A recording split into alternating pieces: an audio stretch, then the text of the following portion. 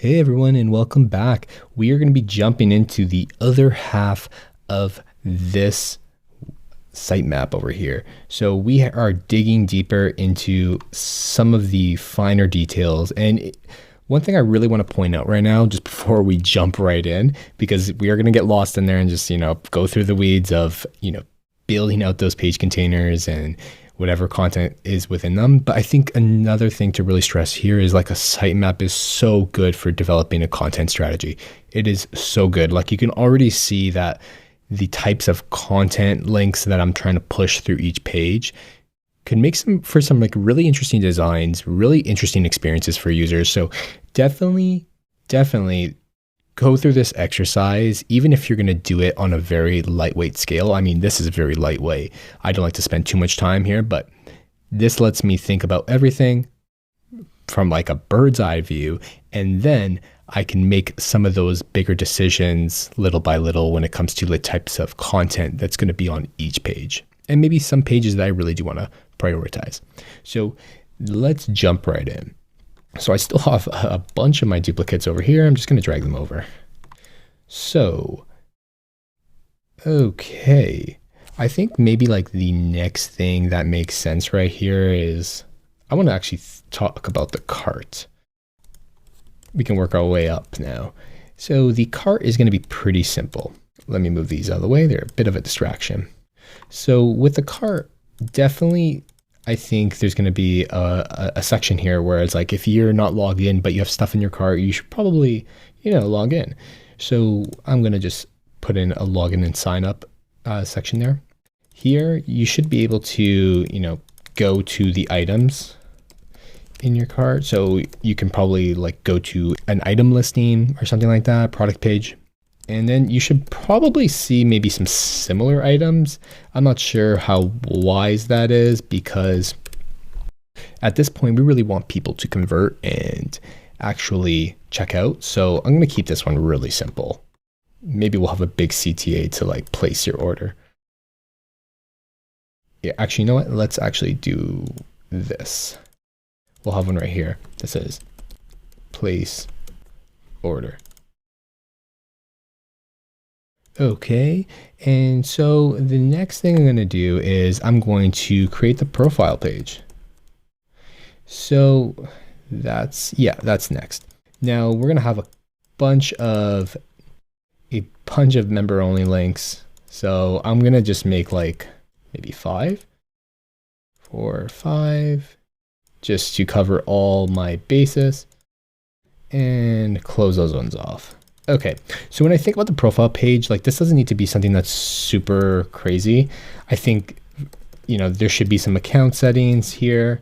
Definitely some way to maybe, see your interests and get to that section.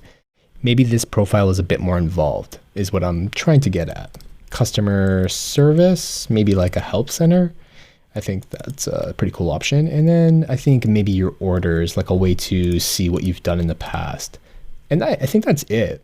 So, I mean, this isn't a really big task that I'm working on right now. I think ultimately, we're keeping it really simple. So I have orders here now. For orders, this one's a little bit more, I think we need to think through it a bit. So we have probably a search and filter. People could have many orders, so we need to account for that. Way for people to filter through. Probably the most important thing is like the orders that are in progress. So I'll just throw that in there. Then we have past orders. And then finally, we have a help section. Beautiful. So, I mean, I think that's what comprises of an order screen. Search, definitely in progress. We definitely need to see all our orders and maybe a way to contact somebody if something's gone wrong. Maybe that's something that's like an FAQ section. I'm not entirely sure just yet. And then the final screen that we're going to work on is wish lists. Okay, so with wish lists, this one is pretty simple as well. So you probably have like your saved items and then you probably have a way to like go to those items. That's why I'm putting saved items. And then we have maybe some sharing options. Maybe you can share a list with somebody. I mean, when I think about like maybe my partner and I are buying gifts for people, or we're trying to buy gifts for our kids and we have lists for each individual kid. I don't know. Maybe there's something like that in terms of like a workflow or a user flow. So maybe sharing options and what that looks like and how you link out and support, internal third-party linking. I don't know, maybe some social media stuff. And then we have similar items. I think this one's a really interesting one, just trying to get people back into the funnel of adding stuff. And I think that pretty much details what I think is a pretty good sitemap. I mean, we could go into search and talk about like, what does it look like when you click search? You have like an overlay, but we're getting more into the nitty gritty of, maybe search results, search goes to search results or something. Maybe I can add one like that, but there's not much to really add there. And I think that is pretty much it for our sitemap. Great job, everyone. Let's take a look. So we can go ahead now and actually link them all. So I'm going to delete this. We're not going to need it. And I'm going to select everything, bring them down, and then we can link them. So shopping, let's get our plugin first. I actually really love this part. I know it sounds a bit childish, but it's fun to just like see everything come together.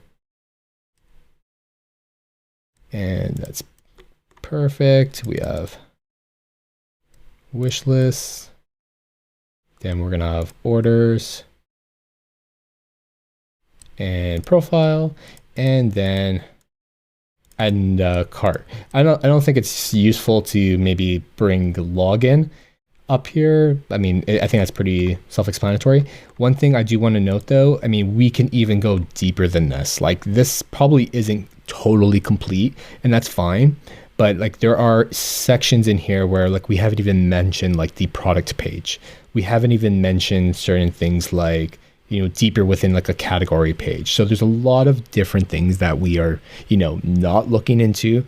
That's going to take a lot of time, but I very much urge everyone to kind of keep on going deeper until you feel like it's enough. And that is how we create a sitemap in Figma.